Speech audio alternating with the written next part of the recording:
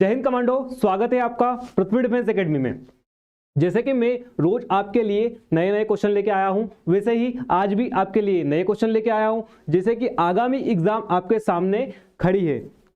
जिन लोगों ने जिन जिन भी कमांडो ने अभी अभी हाल ही में कुछ समय पहले फिजिकल मारा है और काफी टाइम से वो रिटर्न के लिए बैठे हैं, तो वो लगातार अपना ध्यान अंग भंग ना होने दे और कहीं और ना भटके। लगातार अपनी एग्जाम पर फोकस कीजिए और एग्जाम में बने रहे। मेरे साथ कुछ कमांडो जुड़े हैं। देवराज कमांडो, हाँ बिल्कुल, जय हिंद। तो मैं आपको कुछ एग्जाम पर्पस से बताना चाहूंगा कुछ खास चीजें। तो आपको एग्जाम पर्पस में जैसे कि साइंस, मैथ्स और रीजनिंग, साइंस मैथ्स और रीजनिंग पे क्वेश्चन पूछे जाते हैं, तो मैं वहां से नहीं, मैं सामान्य ज्ञान से आपके जो 15 क्वेश्चन होते हैं उस पे ही काम करूंगा और उस पे ही आपकी जो 15 क्वेश्चन है वो 15 में से 15 बनाने की कोशिश करूंगा। पृथ्वी डिफेंस एकेडमी, जो कि हमारी फीस ऑल इंडिया में सबसे कम है। सिर्फ हमारा एक ही लक्ष्य है, हमारा लक्ष्य पैसा कमाना नहीं है। हमारा लक्ष्य है, एक ही लक्ष्य है, सिर्फ आपको आर्मी की वर्दी दिलवाना। और हर कदम हमारा एक ही है लक्ष्य की ओर, वो है आर्मी की भर्ती में जब बढ़ना और जाना।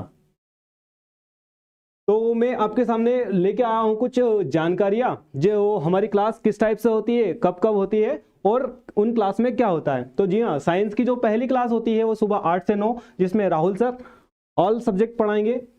और बी जो है जिसमें मिथुन सर पढ़ाएंगे, मिथुन सर का टेस्ट रहेगा जो 10 से 11 में रहेगा। और सी में जो रहेगा 8 से 9 में सर मिथुन सर का फिर टेस्ट रहेगा। और जो डी है उसमें मेरी क्लास रहेगी 9:30 से 10। आज थोड़ा सा 2 मिनट लेट हुआ, उसके लिए क्षमा चाहता हूं, बाकी कल से ये नहीं होगा।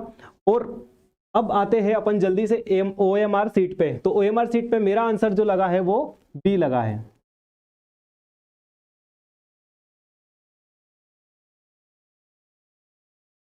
मेरा जो आंसर है वो बी लगा है। तो आप भी अपनी OMR सीट लेकर बैठिए और फटाफट गोले भरने के लिए तैयार हो जाइए।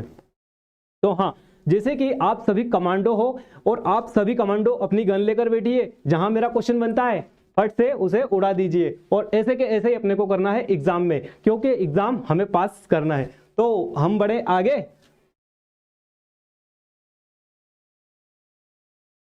तो धमाकेदार जोरदार आपके सामने क्वेश्चन आ चुका है। टीपू सुल्तान जी के बारे में इन्होंने पूछा है। तो टीपू सुल्तान कहां के शासक थे? टीपू सुल्तान कहां के शासक थे? जय हिंद, जय हिंद राजेंद्र कमांडो, जय हिंद भवानी कमांडो, करण कमांडो, आर्मी बॉय, बिल्कुल स्वागत है आपका। मेरे साथ लगातार आप मेरे क्वेश्चनों के साथ बने रहिए और उन पे आंसर दीजिए। और अपने दोस्तों से, मित्रों से जो कमांडो बनना चाहते हैं, जो आर्मी की तैयारी कर रहे हैं, उन्हें थोड़ा सा टच कीजिए कि भैया अगर आप सच में तैयारी कर रहे हो तो आइए विजय सर की क्लास में और खेलिए एक दूसरे के साथ कि भैया क्या क्वेश्चन बनता है और इनके साथ क्या आंसर होगा। तो आते हैं क्वेश्चन पे।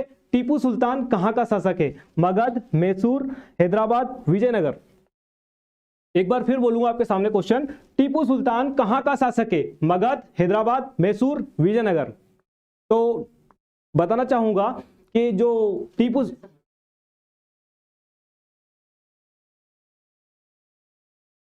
सुल्तान के बारे में बताना चाहूंगा थोड़ा सा कि टीपू सुल्तान जिनका जन्म 1750 में कर्नाटक में हुआ था, और इनके जो पिताजी थे हैदर अली, वो उनके जो दम पर उन्होंने क्या करा था, कौन सी जगह जीती थी? मैसूर इन्होंने 1761 में जीत लिया था।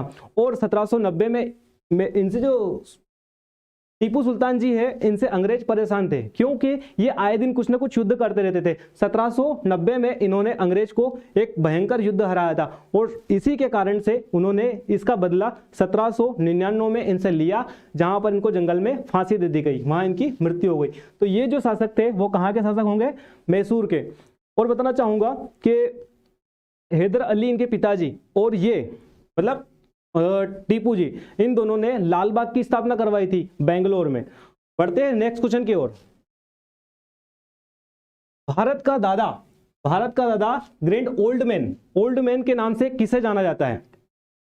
आज भी जाना जाता है, क्योंकि ये आज भी लोगों के दिल में जिंदा है। ये ग्रैंड ओल्ड मैन के नाम से जाने जाते हैं जवाहरलाल नेहरू, महात्मा गांधी, गोपाल कृष्ण गोखले, दादा भाई नौरोजी। नीलेश, चेतन कमांडो, गोकुल कमांडो, सभी कमांडो का एक बार फिर से स्वागत है। ऋतिक कमांडो बी आंसर बता रहे हैं। एक बार फिर से स्वागत है। कुलदीप, कमल, ऋतिक, गोकुल, प्रभारी, विनोद, विनोद, बिल्कुल जय हिंद कमांडो, बिल्कुल। भारत का दादा ग्रैंड ओल्ड मैन के नाम से किसे जाना गया है? ग्रैंड ओल्ड मैन के नाम से किसे जाना गया है? तो बताना चाहूंगा दादा भाई नौरोजी। जो आंसर जा रहा है, जो भी कमांडो का आंसर डी जा रहा है वो बिल्कुल सही है। दादा भाई नौरोजी, दादा भाई नौरोजी का जन्म 1825 में हुआ था, जो बहुत बड़े शांति पुरुष, क्रांतिकारी पुरुष और एक कपास व्यापारी के नाम से भी जाने गए। हाँ, तो इनके बारे में और बताना चाहूंगा, ये ऐसे व्यक्ति थे जो कांग्रेस के प्रथम अध्यक्ष भी रहे हैं। तो इनका ये 3 बार कांग्रेस अध्यक्ष रहे। कोलकाता 1886, फिर लाहौर 1893 और उसके बाद फिर से कोलकाता में 3 बार ये रहे। और इन्होंने 2-3 सोसाइटी की ईस्ट इंडिया सोसाइटी की स्थापना करवाई। लंदन ईस्ट इंडिया सोसाइटी की स्थापना भी इन्होंने ही करवाई है। तो बढ़ते हैं नेक्स्ट क्वेश्चन की ओर। इनमें से किस समाचार पत्र में गांधी जी का संपादन है? बिल्कुल दादा भाई नौरोजी, नीलेश कमांडो बता रहे हैं, बिल्कुल सही। Army commando B. हाँ, तो फिर से आते हैं क्वेश्चन पे। समाचार पत्र है वो गांधी जी द्वारा कौन सा है जो गांधी जी ने लिखा था, या गांधी जी ने संपादन किया था उसका?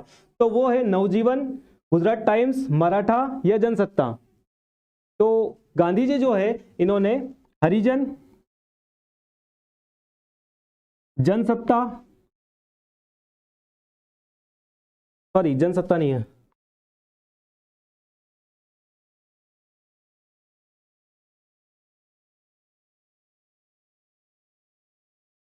हरिजन, यंग इंडिया और ऐसे कई उन्होंने संपादन किए हैं। तो इसका जो सही आंसर है वो है Navjeevan. Vishal commando, Vinod commando, army commando, Kamal commando, हाँ ये कमांडो जिनका ए आंसर आ रहा है बिल्कुल सही है। बढ़ते हैं नेक्स्ट क्वेश्चन की ओर।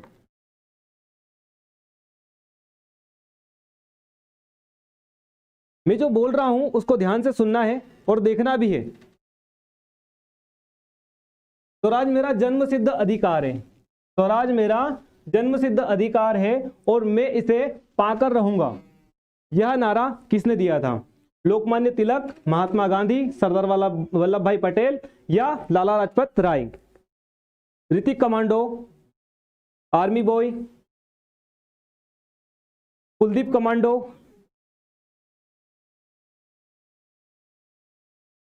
तो जी हाँ क्वेश्चन पे आ जाते हैं। लोकमान्य तिलक, इसका जो भी कमांडो का आंसर आ रहा है वो बिल्कुल सही है। आर्मी बॉय, जय भवानी, हेमंत कमांडो, हाँ बिल्कुल सही हो आप। तो लोकमान्य तिलक के बारे में थोड़ा सा जानेंगे कि लोकमान्य तिलक ने स्वराज्य मेरा जन्मसिद्ध अधिकार का नारा दिया। ये संस्कृति के विद्वान भी रहे और एक भारत के क्रांतिकारी के रूप में भी, भारत में क्रांतिकारी के रूप में भी उभरे और इन्होंने कई सारे उसमें भाग लिया और इन्होंने एक बुक लिखी है, उस बुक का नाम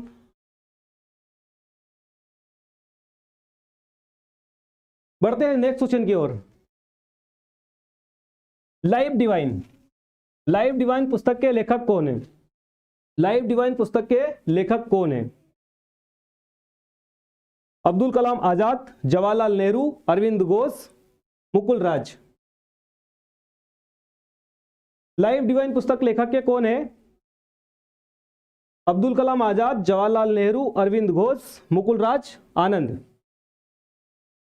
हाँ कमांडो बताइए मुझे। अब्दुल कलाम आजाद, जवाहरलाल नेहरू, रविंद्र घोष या मुकुलचंद आनंद?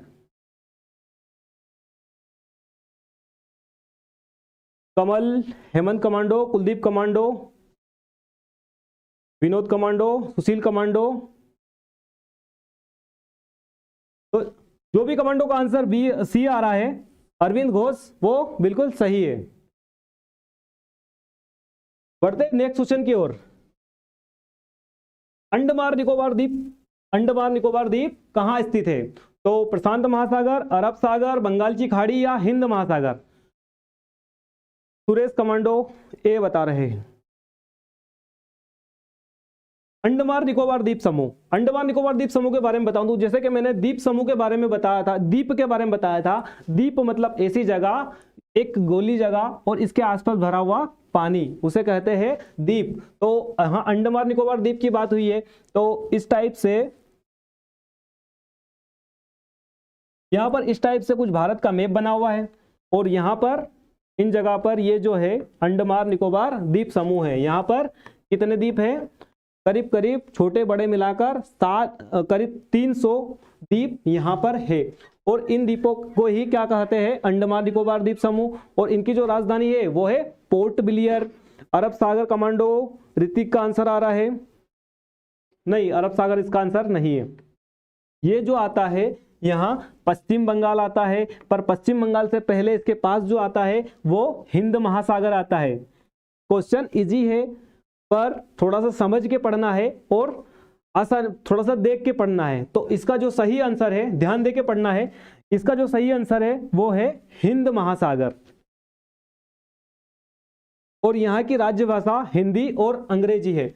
और बताना चाहूंगा कि यहाँ पर एक जेल है, सेल्यूलर जेल, जिसे काले पानी की सजा कहा जाता था। सबसे पहले, अब जेल की बात आ गई तो क्रांतिकारी की भी बात आएगी। तो यहाँ हमारे कई सारे क्रांतिकारी को जेल में रखा गया था। और इस जेल की विशेषता यह है कि यहाँ से अगर कैदी भागता भी है तो बाहर जिंदा नहीं जा पाएगा, क्योंकि इसके आसपास 100 किलोमीटर तक के आसपास पानी ही भरा रहता है। तो बताना चाहूंगा, आजाद हिंद फौज के जनक कौन? सुभाष चंद्र बोस। सुभाष चंद्र बोस ने यहाँ पर सबसे पहले तिरंगा 1943 में ही फहरा दिया था। और हम इसे कब फहरा रहे हैं? अब फहरा रहे। इन्होंने 1943 में ही वहां ये झंडा फहरा दिया था। अब बढ़ते हैं नेक्स्ट क्वेश्चन की ओर। तो इसका जो सही आंसर है हिंद महासागर कमांडोज का सही आ रहा है। Ranjeet, Hrithik commando, Suresh commando D. हाँ, बढ़ते हैं नेक्स्ट क्वेश्चन की ओर। छोटा नागपुर का पठार, छोटा नागपुर का पठार कहां पर सबसे ऊंची चोटी? छोटा नागपुर पठार की सबसे ऊंची चोटी कौन सी है? छोटे नागपुर पठार की सबसे ऊंची चोटी कौन सी है? तो छोटे नागपुर पठार की बात करें तो वो कुछ ऐसी जगह पे है, इधर इस जगह पे, धूपगढ़, पंचमढ़ी, पारसनाथ या महाबलेश्वर? ऋतिक कमांडो हंस रहे हैं। अच्छा, हंसना अच्छी बात है, मैं भी हंसता हूं, शाबाश। और क्वेश्चन का आंसर भी देता हूं। जय भवानी कमांडो, बी कमांडो बता रहे पंचमढ़ी। नहीं, इसका पंचमढ़ी आंसर नहीं है। इसका जो आंसर है वो पार्श्वनाथ है। और पार्श्वनाथ जो है वो कहां पर है? झारखंड में है। तो पार्श्वनाथ पहाड़ी के बारे में ऐसा बताता है, ये जैन तीर्थों का छठा सबसे बड़ा तीर्थ स्थल है। और इस तीर्थ स्थल पर 24वें तीर्थंकर और 20वें तीर्थंकर का यहाँ पर निर्वाण हुआ था। और इन्हीं के निर्वाण के कारण यह सबसे ज्यादा प्रसिद्ध स्थल, मतलब जैनों का प्रसिद्ध स्थल बताया गया है। यहाँ पर जैन धर्म के श्वेतांबर और दिगंबर दोनों के मंदिर यहाँ पर बने हुए हैं। और यहाँ पर ये जिस जिले में है वो बोकारो जिले में है। और बोकारो जिलों की एक सबसे बड़ी विशेषता है, यहाँ पर स्टील प्लांट डला हुआ है 1965 में, जो सोवियत संघ द्वारा डाला गया था। बढ़ते नेक्स्ट क्वेश्चन की ओर। विश्व की सबसे बड़ी मीठे पानी की झील? ऐसी झील जहां पर पानी मीठा हो, मतलब जहां का पानी हम पी सकते हैं। कई जगह की झील खारी है और कई जगह का झील का पानी अच्छा नहीं लगता। तो यहाँ पर मीठे पानी की झील की बात आई है तो विक्टोरिया झील, सुपीरियर झील, बेकाल झील या मिशिगन झील? बेकाल झील नहीं हो सकती है क्योंकि यह खारे पानी की झील है। सुपीरियर झील की बात जो बता रहा है, जो भी commando, Lalit commando, Nitesh commando, Hrithik commando C बता रहे हैं। हाँ, ये इसका जो बिल्कुल सी आंसर बता रहे हैं वो गलत है। इसका जो बी आंसर है सुपीरियर, मीठा मतलब सुपर। दिमाग में एक चीज बिठा लीजिए, क्या आपके सामने अगर क्वेश्चन आता है कि सुपीरियर झील किस लिए प्रसिद्ध है तो सुपर, इसका पानी पी सकते हैं, मतलब मीठे पानी के लिए यह प्रसिद्ध है। ऐसे ही बात करते हैं, भारत की मीठे पानी की सबसे बड़ी झील कौन सी है? तो वुलर झील है। और वुलर झील कहां पर है? जम्मू कश्मीर में है। बढ़ते नेक्स्ट क्वेश्चन की ओर। हल्दी घाटी एक घाटी है हरियाणा में जिसे हल्दी घाटी कहा जाता है। तो हल्दी घाटी का युद्ध कब हुआ था? 1576, 1526, 1527 या 1556? 1526 के बारे में जहां तक कि जो भी कमांडो ने मेरी अभी तक क्लास ली है सभी को पता है कि यहां पर जो हुआ था यह पहला पानीपत हुआ था और यहां पर बाबर द्वारा ही खानवा का युद्ध हुआ था और यहां पर हेमू और अकबर के बीच में पानीपत का दूसरा युद्ध हुआ था। अमन कमांडो 1526 बता रहे हैं।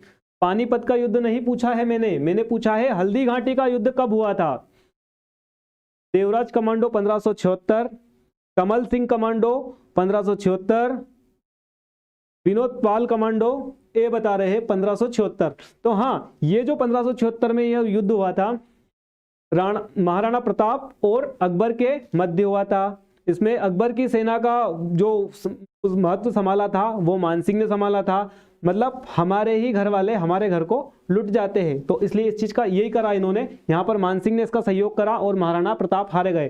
तो महाराणा प्रताप जो है वो युद्ध हार गए और उनके घोड़े का नाम सबसे ज्यादा प्रसिद्ध है। कई बार पूछा गया कि उनके घोड़े का नाम क्या था, तो चेतक था। आज तक कभी ये क्वेश्चन नहीं पूछा, पर जानकारी के लिए बता दो कि उनके पास एक हाथी भी था, उस हाथी का नाम रामप्रसाद था। तो 1576 में हल्दी घाटी का युद्ध हुआ था जिसमें महाराणा प्रताप पराजय हुए थे और अकबर की विजय हुई थी। बढ़ते हैं नेक्स्ट क्वेश्चन की ओर। जोजिला दर्रा कहां पर स्थित है? जोजिला दर्रा कहां पर स्थित है? जोजिला दर्रा के बारे में बताया मुझे, तो जोजिला दर्रा से पहले बताना चाहूंगा मैं उत्तराखंड के कुछ दर्रों के बारे में।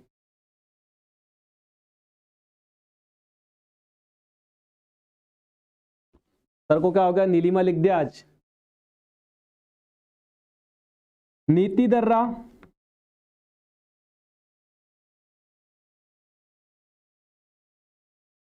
लिपुलेख दर्रा और माना दर्रा उत्तराखंड के प्रमुख दर्रे हैं। इन दर्रों को याद करने के लिए एक ट्रिक बना दी है नीलिमा। तो ये नीति दर्रा, लिपुलेख दर्रा और माना दर्रा ये इंपॉर्टेंट है एग्जाम की दृष्टि से, तो अपन को हमको ये भी पढ़ना जरूरी है। तो इसका जो सही आंसर जो आ रहा है, इसका जो भी सही आंसर आ रहा है वो लेह और श्रीनगर आ रहा है। हाँ, Jitu commando, Ranjeet commando, Devraj commando Srinagar और लेह। हाँ, विनोद कमांडो, हाँ बिल्कुल सही। बढ़ते नेक्स्ट क्वेश्चन की ओर। कबड्डी खेल का जन्मदाता किसे कहा जाता है? कबड्डी कहां खेला जाता है ये पूछे। कबड्डी खेल का जन्मदाता किस देश को कहा जाता है? चीन, जापान, भारत या रूस? एक बार और क्वेश्चन बोलूंगा आपके सामने। कबड्डी खेल का जन्मदाता किसे कहा जाता है? चीन, जापान, भारत, रूस? सी कमांडो, सी पर आ रहे हैं सुरेश जी, नितिन जी। भारत, नितेश कमांडो बता रहे हैं सी। जय भवानी कमांडो सी। विनोद पाल सी। रूस जिनने बताया है वो गलत है। हाँ, जो भी इसका आंसर सी बता रहे हैं वो बिल्कुल सही है। कबड्डी भारत के उत्तरी भारत का गेम मतलब खेल है और यहाँ पर इस खेल में एक पारी में 7 खिलाड़ी होते हैं। इसे पूर्वी भाग में हुतुतु कहा जाता है। पूर्वी भाग में इसे हुतुतु से पुकारा जाता है और दक्षिण में से चुंगडुडू कहा जाता है। बढ़ते हैं नेक्स्ट क्वेश्चन की ओर।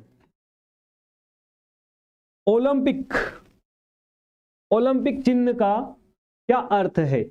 ओलंपिक के चिन्ह का क्या अर्थ है? ओलंपिक के बारे में बात आई है, रोज ओलंपिक के बारे में एक क्वेश्चन बनता है।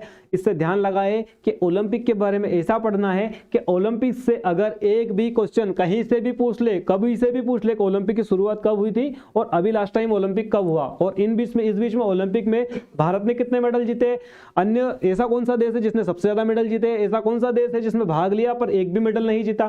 तो ओलंपिक से जितने भी क्वेश्चन बनते हैं सारे क्वेश्चन पे काम करेंगे, क्योंकि इसलिए ओलंपिक पे रोज एक क्वेश्चन बन रहा है। निरंतरता, खेलने की ललक, अखंडता या challenge? Tiwari commando, Ranjeet commando, हाँ ए बिल्कुल सही बता रहे हैं। निरंतरता, निरंतरता जो भी कमांडो है, जो भी कमांडो बनना चाहते हैं या जो कमांडो का लक्ष्य लेकर बैठे हैं, तो उनको अपने जीवन में भी यह चीज लेके आना चाहिए, निरंतरता लेकर आना चाहिए। अपने अंदर निरंतरता होगी अगर, तो आपको कमांडो बनने से कोई भी नहीं रोक सकता है। तो अपने अंदर निरंतरता को बनाए रखिए और करिए। तो निरंतरता से एक बात याद आई है मेरे को कि यहाँ एक यूएसए का एक व्यक्ति है जो तैराक है, माइकल फेल्प्स, जिसने अभी तक 23 स्वर्ण पदक और 3 कांस्य पदक जीते हैं, 3 कांस्य पदक जीते हैं। तो बढ़ते हैं नेक्स्ट क्वेश्चन की ओर। सर्वप्रथम एशियाई खेलों का आयोजन कहां हुआ था? सर्वप्रथम एशियाई खेलों का आयोजन कहां हुआ था? एशियाई खेलों का आयोजन जो हुआ था 1951 में हुए थे। 1951 में हुए थे। तो हुए कहां थे? चीन, Indonesia, Japan, Bharat. Ranjeet commando A बता रहे हैं, दलित कमांडो ए, कमल कमांडो आज मतलब बिल्कुल फॉर्म में है, जोश में है, बिल्कुल सही आंसर दे रहे हैं। एक भी क्वेश्चन अभी देख रहा हूं मैं, एक भी आंसर बिल्कुल गलत नहीं गया है। हाँ, रंजीत कमांडो डी बिल्कुल सही बता रहे हैं। ये हुआ था दिल्ली में और इसकी स्थापना कब हुई थी? 1951 में। और इसका मतलब इसका शिलान्यास किसने करा था, मतलब इसका जो उद्घाटन करा था वो किसने करा था? भारत के प्रधानमंत्री पंडित जवाहरलाल नेहरू ने करा था। और ये किस जगह पे हुआ था? तो ये हुआ था दिल्ली में। बढ़ते हैं नेक्स्ट क्वेश्चन की ओर।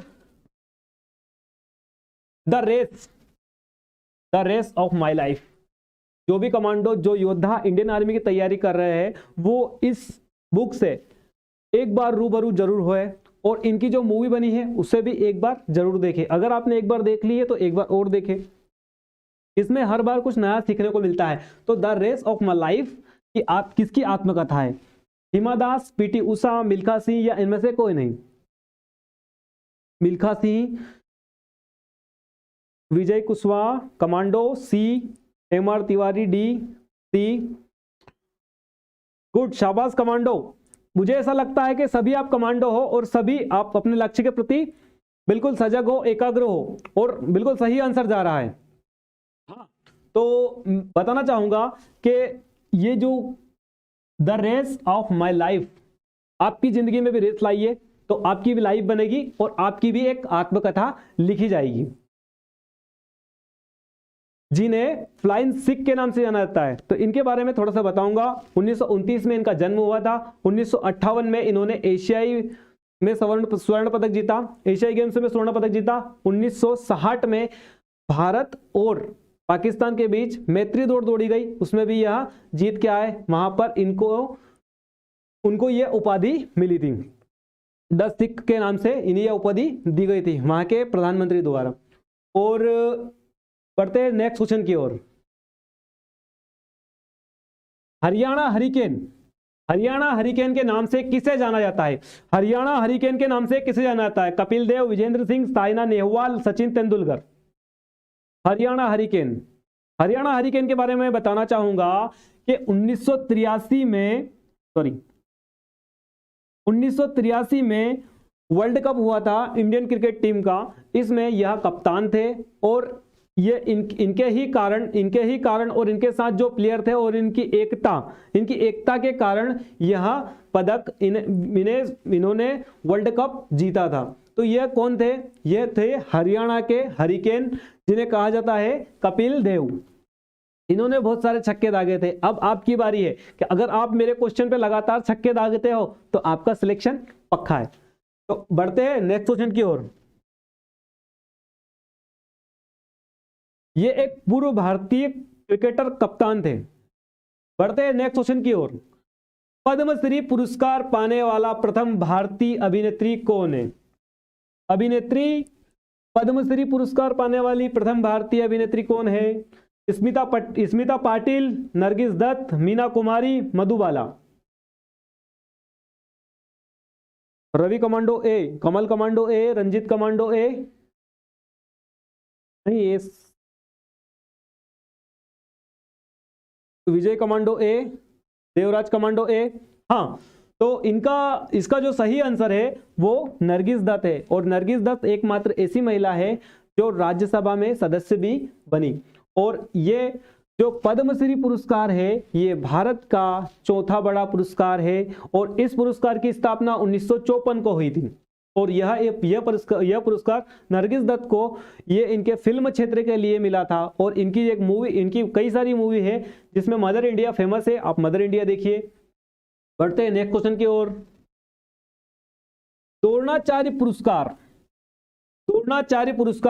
पुरस्कार से दूसरा क्वेश्चन है, तो हमें दिमाग लगाना है कि भैया पुरस्कार से भी क्वेश्चन आते हैं और पुरस्कार पे भी फोकस करना है। तो जितने भी लूसेंट की बुक में पुरस्कार है सभी आपकी जुबान पर होना चाहिए, क्योंकि अगर कल मेरा क्वेश्चन पुरस्कार पे आता है तो उसमें आपकी गोली गलत नहीं चलनी चाहिए, बिल्कुल क्वेश्चन के सिर पे लगना चाहिए।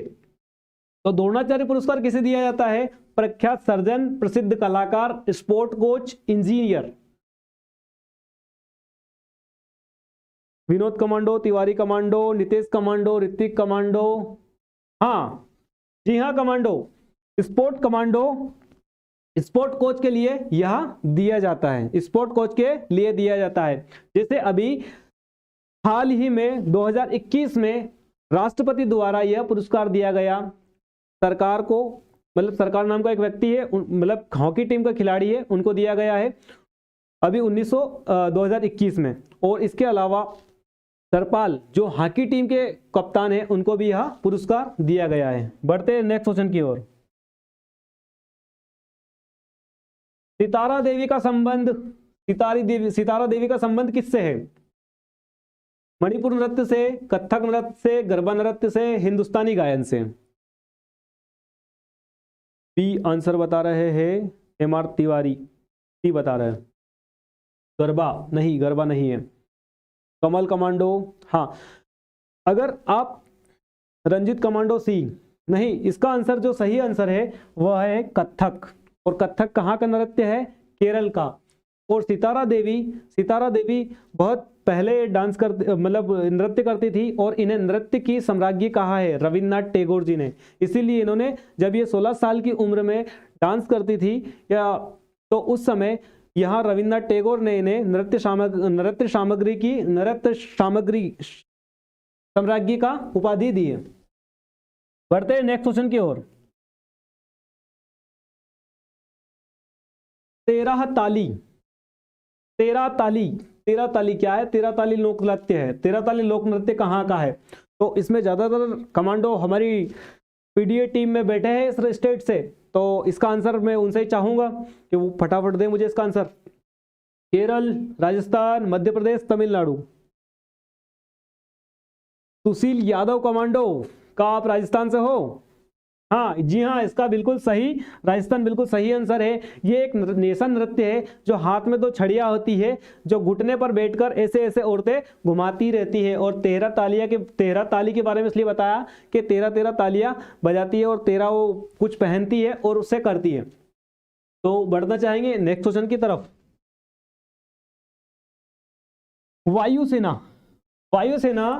वायुसेना के शीर्ष पदाधिकारी को क्या कहा जाता है? वायुसेना के शीर्ष पदाधिकारी को क्या कहा जाता है? General, admiral, air commodore, air chief marshal. Rajasthan Lalit Sahu, हाँ उसका आंसर हो गया है।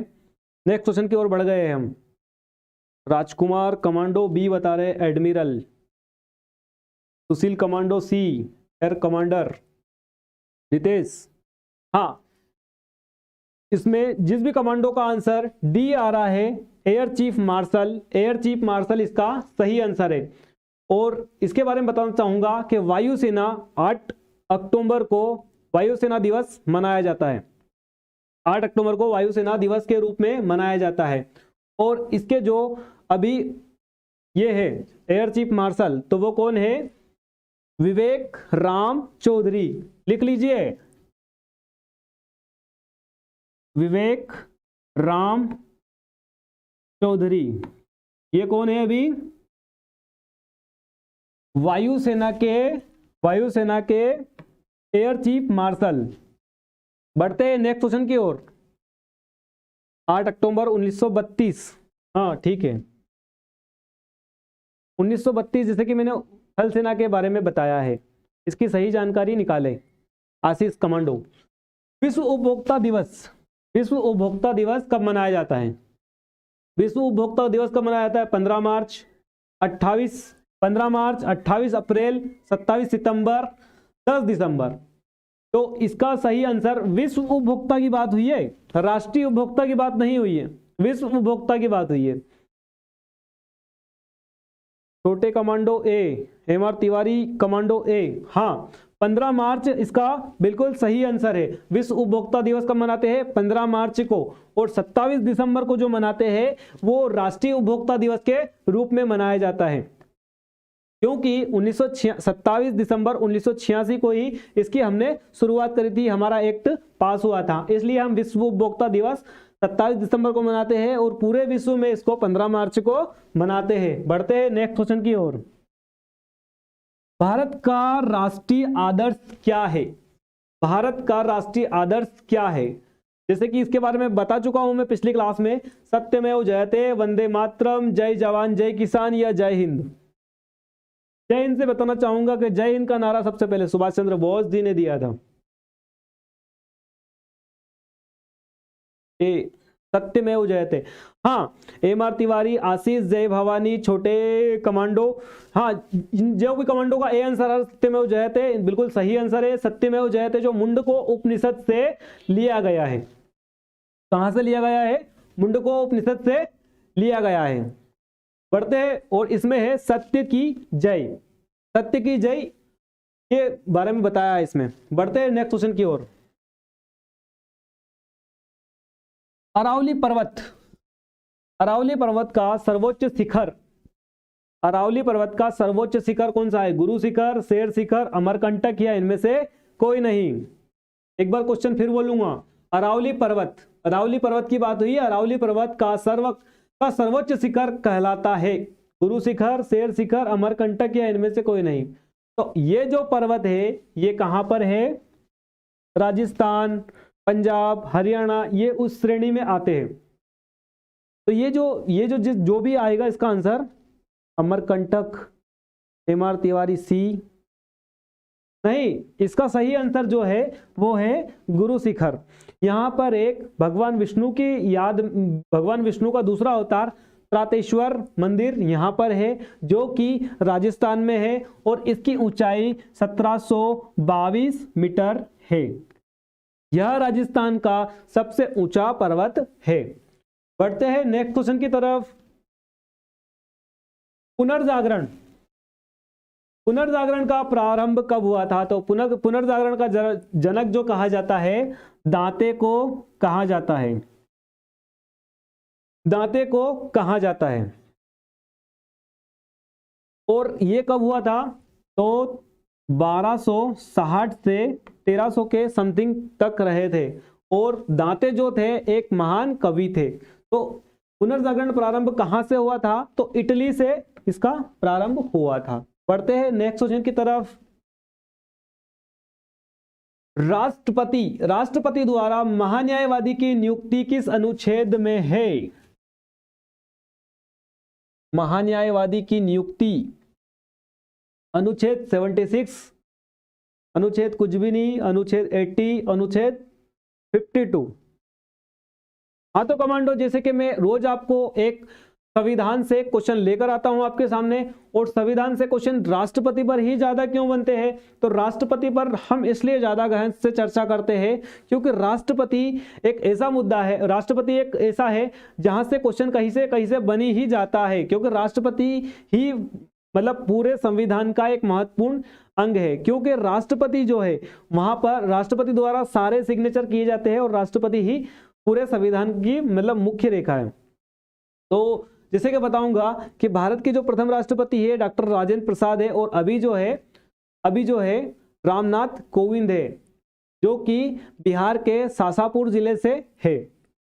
तो यहां क्वेश्चन पूछा गया है राष्ट्रपति द्वारा महान्यायवादी की नियुक्ति किस अनुच्छेद में दी गई है? तो राष्ट्रपति के बारे में एक बात और बताना चाहूंगा कि राष्ट्रपति सबको शपथ दिलाता है। राष्ट्रपति को शपथ कौन दिलाता है? तो राष्ट्रपति को शपथ जो दिलाता है चीफ जस्टिस ऑफ इंडिया, सर्वोच्च न्यायालय का मुख्य न्यायाधीश इन्हें शपथ दिलाता है। तो सही आंसर पे आते हैं हम। आशीष कमांडो ए आंसर बता रहे हैं। मेरा लास्ट क्वेश्चन है, Ranjeet commando, Umashankar, Ashish commando, Ranjeet commando, Rakesh commando. हाँ, जो भी कमांडो का आंसर ए आ रहा है वो बिल्कुल सही है।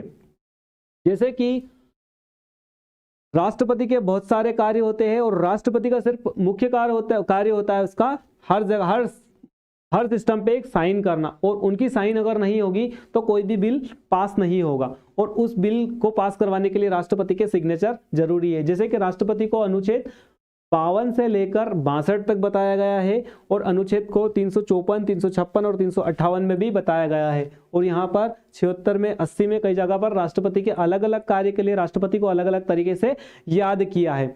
तो आज का हमारा ये लास्ट क्वेश्चन था। और इस आशीष जी बिल्कुल सही बता रहे, 47वें राष्ट्रपति रामनाथ कोविंद है जो बिहार राज्य से है। जैसे कि बताना चाहूंगा कि एकेडमी का सिर्फ एक ही सिद्धांत रहा है और एक ही लक्ष्य रहा है, हर कदम वर्दी की ओर। तो जैन साथियों, विदा लेना चाहूंगा।